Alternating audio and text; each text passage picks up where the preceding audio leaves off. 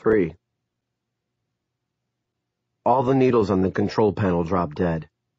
"What the hell?" Claudie Sanders said. She turned to Chuck. Her eyes were wide, but there was no panic in them, only bewilderment. There was no time for panic. Chuck never saw the control panel. He saw the Seneca's nose crumple toward him. Then he saw both propellers disintegrate. There was no time to see more. No time for anything.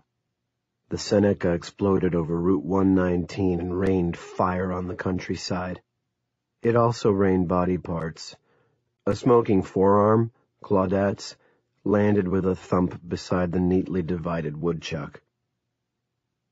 It was October 21st. Barbie. 1. Barbie started feeling better as soon as he passed Food City and left downtown behind. When he saw the sign reading, "You are leaving the village of Chester's Mill. Come back real soon," he felt better still. He was glad to be on his way, and not just because he had taken a pretty good beating in the mill. It was plain old moving on that had lightened him up. He'd been walking around under his own little gray cloud for at least 2 weeks before getting his shit handed to him in the parking lot of Dippers. "Basically, I'm just a rambling guy," he said, and laughed. "A rambling guy on his way to the big sky. And hell, why not? Montana. Or Wyoming.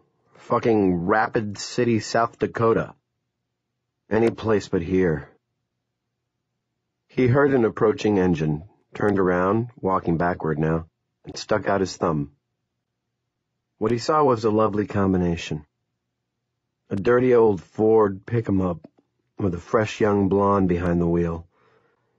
Ash blonde, his favorite blonde of all.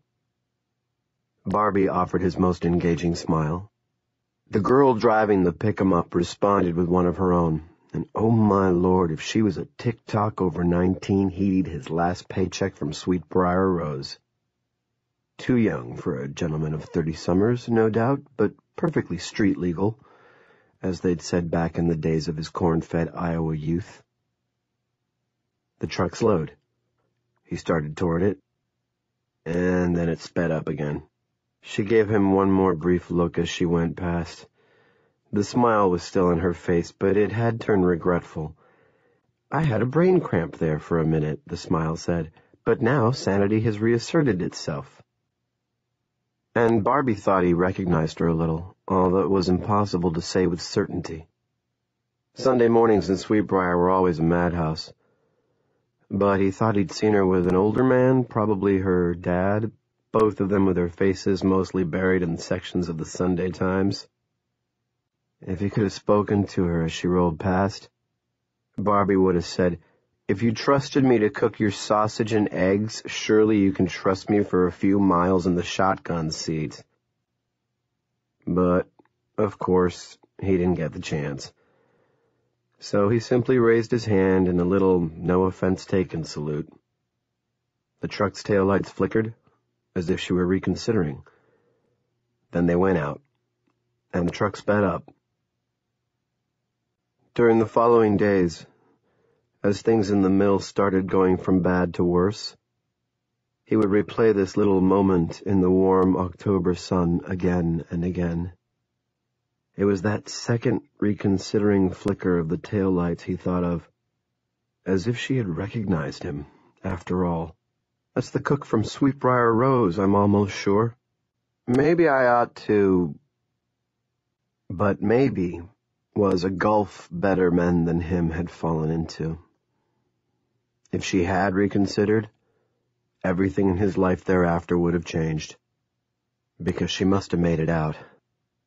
He never saw the fresh-faced blonde or the dirty old Ford F-150 again. She must have crossed over the Chester's Mill town line minutes, or even seconds, before the border slammed shut. If he'd been with her, he would have been out and safe. Unless, of course, he'd think later, when sleep wouldn't come, the stop to pick me up was just long enough to be too long.